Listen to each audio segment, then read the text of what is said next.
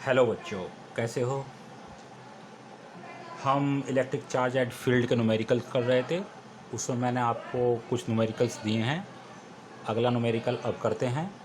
चलो देखते हैं। देखो, ये न्यूमेरिकल्स जो दिया गया है वो आपके सामने है। इसका स्क्रीनशॉट आप ले लो या ऐसे कॉपी को उतार लो।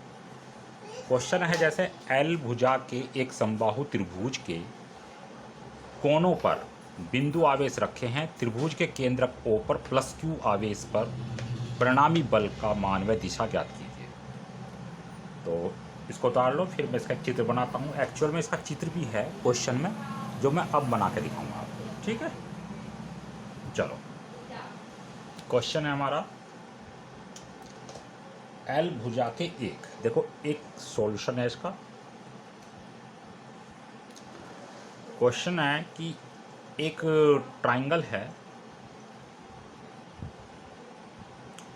और वो इक्विलैटरल है, समबाहु। ठीक है, और वो चित्र ऐसे बना हुआ है, यहाँ पे माइनस क्यू चार्ज है और इस कोनों पर प्लस क्यू चार्ज, इस पर भी प्लस क्यू चार्ज, और इसके सेंटर पर यहाँ पर एक प्लस क्यू रखा हुआ है, इतना चार्ज रखा है। तो यहाँ से अगर यहाँ से देखते हैं, ये डिस्टेंस और ये डिस्टेंस और ये डिस्टेंस, क्योंकि ये सेंटर पर रखा है तो ये सेम होगी। ठीक है, ये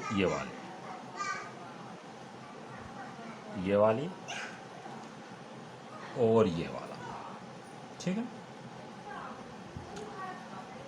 अच्छा, क्योंकि ये इक्विलैटरल है तो ये 60 डिग्री का होगा पूरा, तो ये कितना होगा 30 डिग्री का, यहाँ तक का। ये भी 30 डिग्री का होगा। अच्छा, यहाँ से यहाँ तक ये प्लस क्यू चार्ज है। क्वेश्चन में ये कहा है कि एक इक्विलैटरल ट्राइंगल है और इस इक्विलैटरल ट्राइंगल पर तीनों कॉर्नर पर ये चार्ज रखे हैं, minus Q plus Q plus Q. ठीक है, इनकी जो साइड हैं, ये और ये, वो दी हैं एल। ये एल है, ये एल है और ये एल है। ठीक है, तो क्वेश्चन में कहा है कि जो ये सेंटर पर जो प्लस क्यू चार्ज रखा है, इस पर नेट फोर्स कितना होगा। देखो, इस वाले चार्ज पर 3 चार्ज फोर्स लगा रहे हैं। एक तो ये वाला चार्ज फोर्स लगाता है, एक ये वाला चार्ज फोर्स लगाता है और एक ये वाला चार्ज फोर्स लगाता है। लेकिन किस तरफ लगाता है ज़रा उसको समझो। देखो, ये प्लस वाला इस प्लस वाले पे फोर्स किस तरफ लगाएगा, इस तरफ। तो ये पहला F1 है, तो इसको मान लेते हैं हम F1। ठीक, ये वाला इस वाले पर फोर्स कैसे लगाएगा, इस तरफ। तो इसको मान लेते हैं, ये हो गया हमारा F2। और ये वाला माइनस इस वाले प्लस पर अट्रैक्ट करेगा अपनी तरफ, तो ये हो गया हमारा F3। ठीक है, अब हम इनकी ज़रा डिस्टेंस देखते हैं। ये डिस्टेंस कितनी है ज़रा देखते हैं, ये डिस्टेंस कितनी है। हम यहाँ से क्या करते हैं, एक परपेंडिकुलर, ये 90 डिग्री का हो जाएगा, ये 30 डिग्री का, ये 90 डिग्री का, ये पूरी L है, तो यहाँ तक की कितनी हो जाएगी, L/2 हो जाएगी, आधी हो जाएगी। जब ये निकाल लेंगे, ये वाली डिस्टेंस अगर हम निकालते हैं, ये वाला, इसको हम मान लेते हैं चलो R। ठीक है बच्चों, इसको मान लेते हैं हम R। ये R होगा हमारा, ये भी डिस्टेंस R ही होगी हमारी, और यहाँ से यहाँ तक की डिस्टेंस भी R ही होगी, क्योंकि सेम है, ये सेंटर पर रखा है। तो ये डिस्टेंस और ये डिस्टेंस सेम होंगी। तो ये हमको फाइंड पहले करनी पड़ेगी, जितना ये होगा उतना ये होगा और उतना ही ये होगा। तो देखते हैं, इस वाले ट्राइंगल में आप देखते हो, इस वाले ट्राइंगल पे ये 90 डिग्री है, ये 30 डिग्री है। तो इसमें पाइथागोरस थ्योरम से ये इसका बेस हो गया और ये इसका हाइपोटेनस हो गया, यानी ये तो हो गया आधार, ये हो गया कर्ण। ठीक है, यानी हम कहते हैं कि ये बेस हो गया, ये क्या हो गया इसका बेस। यानी हम इसका कह सकते हैं कि cos 30 इक्वल बेस, बेस कितना है इसका L/2, L/2 हाइपोटेनस, हाइपोटेनस कितना होगा यहाँ से यहाँ तक R, ठीक है। cos 30 की वैल्यू कितनी होती है √3/2 L/2 इंटू R, ये कैंसिल होगा तो R इक्वल कितना आ गया L/√3, यानी ये वाली डिस्टेंस, ये वाली डिस्टेंस और ये वाली डिस्टेंस हमारा L/√3 हो गया। अब हम क्या करते हैं, अब हम इस फोर्स की वैल्यू निकालते हैं F1। तो F1 की जब वैल्यू निकाल लेंगे हम तो ये हो जाएगा हमारा कूलाम का रूल K देखो Q1 अपॉन इनके बीच की डिस्टेंस R² कितना आया L/√3 का होल स्क्वायर। इसको सोल्व करेंगे तो ये आ जाएगा √3 का स्क्वायर ऊपर जाएगा तो 3KQ अपॉन L², ये हमारा F1 आ गया।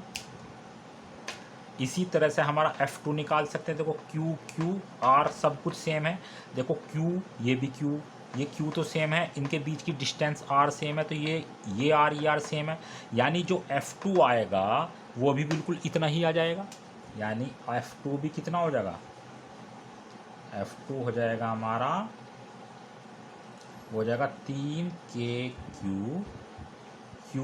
Upon L²। आप देख रहे हो कि F1 F2 दोनों सेम है, इनका मैग्नीट्यूड सेम है, तो इनका रिजल्टेंट जो आएगा वो बिल्कुल बीच से आएगा इनका। तो इनके रिजल्टेंट यानी हम ये कह सकते हैं कि इनके रिजल्टेंट जो होगा वो बिल्कुल बीच से आएगा। अगर इसके रिजल्टेंट को हम F' मान लेते हैं तो F'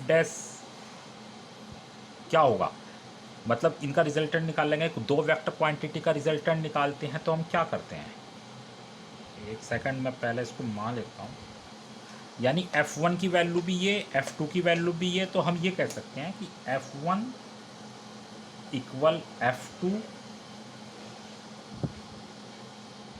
इक्वल F, ये कह सकते हैं। यानी F1 F2 आप ऐसा समझ लो भाई, देखो ये F1 F2 दोनों सेम है ना, तो जब दोनों सेम है तब हम इसको ऐसा कह सकते हैं कि F1 और F2 दोनों बराबर हैं, तो ये हम एक यानी F के इक्वल मान लेते हैं, ठीक है। अब इनका रिजल्टेंट निकालते हैं, रिजल्टेंट हम निकालें, ये उतार लो पहले, इसे उतार लो,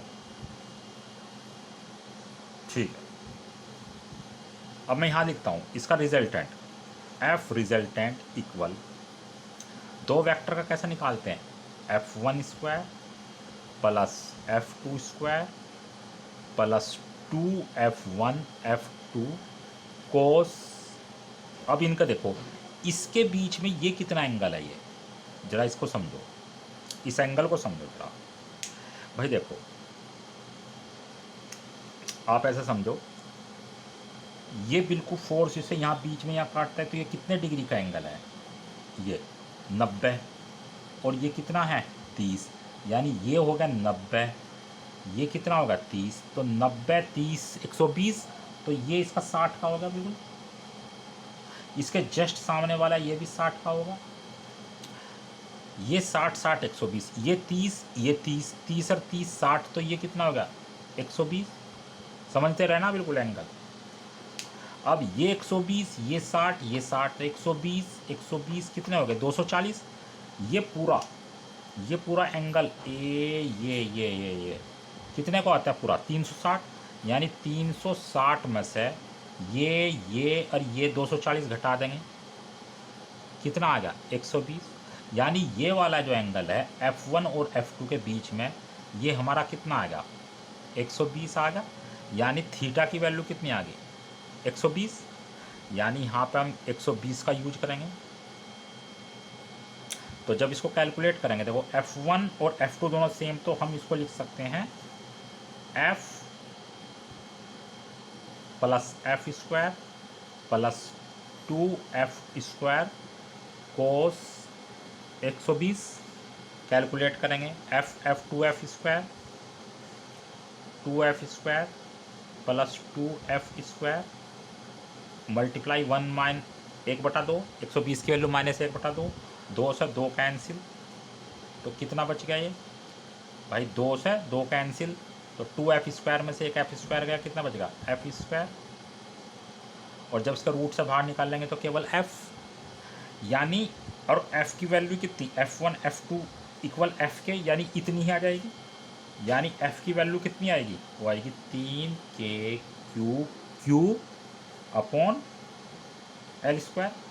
यानी कहने का मतलब है कि ये इसका और इसका रिजल्टेंट जो आएगा उसकी वैल्यू ये होगी नहीं होगी, और उसकी डायरेक्शन किस तरफ होगी, क्योंकि ये दोनों सेम है तो उसके बिल्कुल बीच से जाएगी, यानी ऊपर की तरफ होगी। इसे उतार लो जरा, ठीक है, ओके। अच्छा, अब हम r की वैल्यू मैं यहाँ लिख देता हूँ, r की वैल्यू जो आई है L/√3। अब आगे देखते हैं, हमारा इन दोनों का f1 f2 का रिजल्टेंट ये आ गया निकल के। अब हम f3 निकालते हैं, f3 कितना आएगा, f3 आएगा k क्यू अपॉन r, यहाँ से यहाँ तक की r, यानी ये L/√3, यानी आ जाएगा 3, इतना ही हो जाएगा ये, ठीक है, ओके।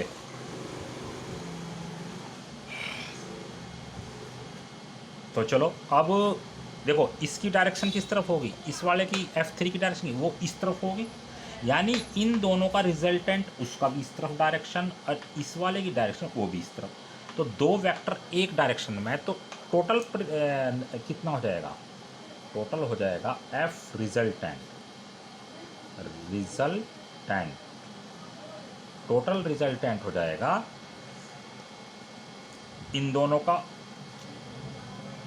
का रिजल्टेंट, यानी f डैश प्लस और ये f3, सोल्व करो उसको, f डैश कितना का ये 3k Q upon L square, और एफ क्यू का ये कितना है ये, यानी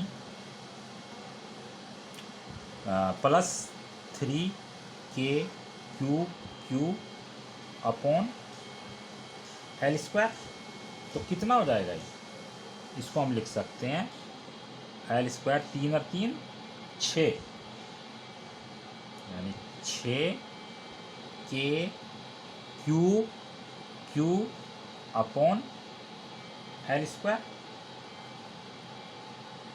लिख सकते हैं नहीं लिख सकते हैं, 6k क्यू अपॉन एल। तो इन दोनों का जो रिजल्टेंट है वो इस तरफ होगा और उसकी वैल्यू ये होगी, तो ये आपका आंसर, ठीक है।